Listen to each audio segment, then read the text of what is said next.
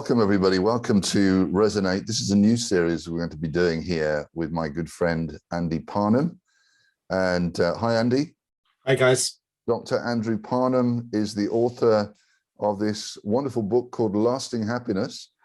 And we did a short podcast, didn't we, a year ago, I think it was now. And it was really well received. And it indicated to me really that there's a lot about this subject that people want to explore. And given that Andy's clearly someone who's carrying this subject in his heart, we're going to have this discussion. It's good to see you. It's good to chat about this stuff. Me and Andy love to chew the cud. We share ideas and latest reads, whatever we find that makes us happy. We like to get under the surface of stuff together. What is it that makes you happy, Andy? Oh, wow. I love the sunny weather that we're having, that's for sure. We used to live in Cyprus, and every day I'd get up and say, oh, it turned out nice again, till we realized it was like that all the time. Yes, every day. June is a good month here.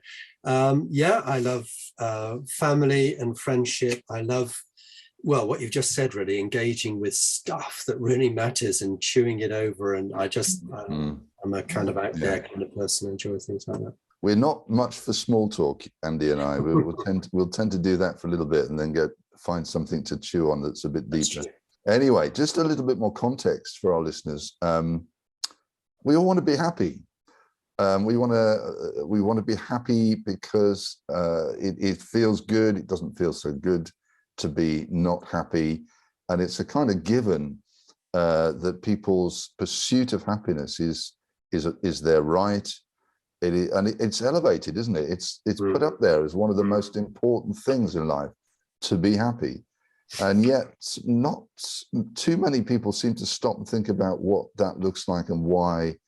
What are we going to do to build the kind of lasting happiness that sees us through the challenges of life? So, and if I don't feel happy, is my life less valuable or less worthwhile? Is a kind of key question, isn't it? Are we only valuable if we're happy? And all these kind of questions that knock around. Is there such a thing as lasting happiness anyway? Western society seems to place this great emphasis on the pursuit of health and wealth and pleasure, but the general expectations that having these things in abundance will lead directly to a good life. But all the anxiety, the mental health plague that we're experiencing in the West at the moment, it's not common for people to experience happiness uninterrupted, that's for sure. So is there a better way for us to try to live, Andy? Is there a way of getting happiness and fulfillment in other ways? Well, you've just said it all. That's a really nice summary of the whole scene, really. And I think it so much of it hangs on what we understand by happiness. What do we mean by happiness? And the default is, what's the American statement of Declaration of Independence? We hold it as self-evident that there should be pursuit of liberty and all the rest of it. And in there is happiness.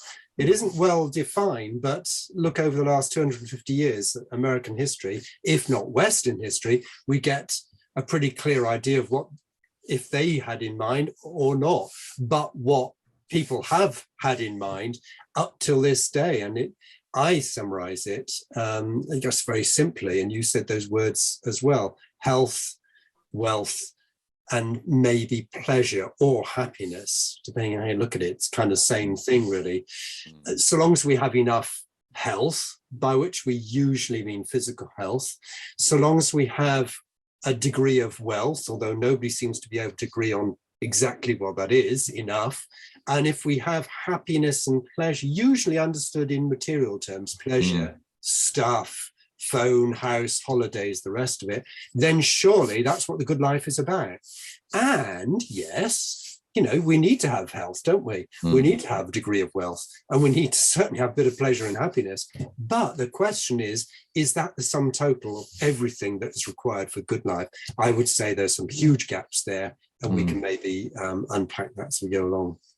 So what would be the first place to start? We've got several sessions we're going to cover this subject in, but the first thing I was just thinking is, what are the assumptions, we've already touched on them, that cause people to assume that health, wealth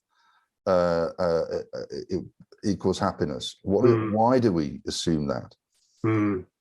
Well, you probably have to, like most things, there's stuff on the surface that appears, often talked of in terms of happiness and those other things I've used, but underpinning them and underlying them are loads of, well, like you say, assumptions and presuppositions. And one of the key ones, and I guess this is the theme of what I'm trying to do in that book, is to pursue or to follow or to look at, to uncover the, if you like, the dominant narrative that's underpinning that. What do I mean by that? Storyline. Yeah. Well, everybody, well, maybe you want to come back on that first before we... Well, I mean, the dominant storyline is something which fascinates me in any culture. And I think just understanding that word culture is a key start, isn't it? Just to grapple with the fact that culture is that phrase. What's the phrase? This is how things are done around here. Yeah. The assumed norms, the assumed value judgments of what's good and what isn't, and what's to be pursued and what isn't, and everything from the idea of what's good and evil, what's right and wrong, is an assumed cultural norm that shifts. It doesn't stay the same, and I think that we've seen that in our. I mean, we were talking about this the other day, but the whiplash that people are experiencing through cultural changes in our what has been pretty much an assumed norm in the West has been shifting so fast that some people are experiencing incredible culture shock, and asking what's going on. Yeah. So those moments where we see change happening, that can be good. It can be for change for good. But it seems to me that value judgment of what is changed for good and what isn't is, again, a deeper question of an assumed value that some people say, well, that is my self-derived value judgment. Yeah. And I think the biggest challenge for a lot of us is that we've been handed a lot of the ways in which we judge things, and even use those ways in which we've been handed values to make the judgments of things that have handed us the values. Absolutely, what we've received, inevitably, because that's what happens with cultures. There's the sea in which, or the air which you breathe. I mean, just to pick up on that, as ever, having a historical perspective is important. In fact, I would suggest vital, because this moment that we live in, like any other moment, didn't arrive from nowhere. It arrived just like you or I have a background in our family and broaden that. So too our culture as a whole. And you can trace it back, of course, to the Enlightenment 250 years ago, where the emphasis became, because the supernatural, the spiritual, the God dimension, all that was rejected in essence. But actually, many of the assumptions continued. We just didn't have God anymore, or the spiritual. What we had was human rights and the dignity of humanity, which was really taken over from the Judeo-Christian ethic. But we said, well, no. So one thing was the naturalism, if you like, the materialism, as the universe is only matter, including you and me. Yeah. So there are things that follow that. The other thing is the emphasis on the individual. And so I am the basis of things. And that, of course, has continued and increased, and with post-modernity the last 50 years and more, increased even more. So we end up with a primarily materialistic worldview, but focused through the eyes, if you like, of the individual. So the individual, with the consequences, seems to be, yes, that the individual then is looking at things and reacting very intuitively to what they see, and a lot of those intuitions are very healthy and very good, but other things that are getting critiqued from a similarly individualistic perspective, which are, it's more challenging to be able to understand what's going on. How do we begin to even unpack all of this? It seems to be such a big journey, doesn't it, Andy? well, what we're going to try and do, I guess, over the next few sessions is do a little bit of unpacking, trying to get to the foundations of why we've got to where we've got to, but also in relation to the assumptions that we carry with regard to our culture and those things that are going on around us. And I hopefully want us to be able to do it in such a way to be able to critique ourselves, to be able to not just stand as passive observers, but enter into this critique and say, okay, how do we, and if we're doing a critique of culture, how do we continue to critique the way we have to critique ourselves in the way that we're doing it? What would you suggest is a good way of beginning to do that, Andy? Do you want to introduce what we're going to look at in the next session? Yeah, I mean, I think before we started recording, you were kind of noting that in this book, which is me trying to do exactly what we've just said, to try and look at the surface first, this pursuit of happiness, but then to scratch the surface and say, so what does that look like? And importantly, what are the implications of that? And just to describe that was circle, line down the middle. On the left is health, wealth, and happiness. And on the right are the things that I would suggest, and certainly from the research seem very clearly to be the case, the gaps, the things that we're not doing. So we're pursuing the ones on the left, but I would suggest we're struggling with things on the right. So there's relationships and therefore community.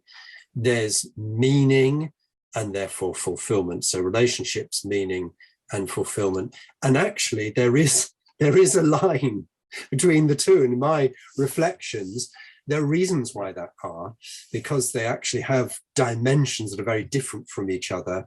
And again, the research shows what, just a bit of a giveaway, is that in fact, it turns out that notwithstanding the health, wealth, and happiness stuff on the left, the pleasure on the left, it turns out from the research that it's actually relationships and meaning that are the most important when it comes to happiness. So there's a paradox there. The things that we pursue that we think will make us happy will, to some extent, but leave huge gaps regarding the things that really do make us happy. And so we can unpack that a little bit.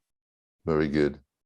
Well, I'm going to toast us with my very good quality coffee, which makes me very happy, Andy. Because I've got an empty cup here. You've got an empty cup? Oh no, you're empty, half full. No, it isn't even half full. Just to, the whole thing about good things making us happy, it's hard to get away from in our culture. And I think for all of us, there are things that we'd like to. We've all got our drugs of choice. Mine's definitely coffee. How do we then place those in the right position, isn't it, in relation to what we're pursuing here? That's the key question, isn't it? Yeah. Good. Well, thank you. We look forward to the next session, and go well. Lovely. You too. Cheers. Bye.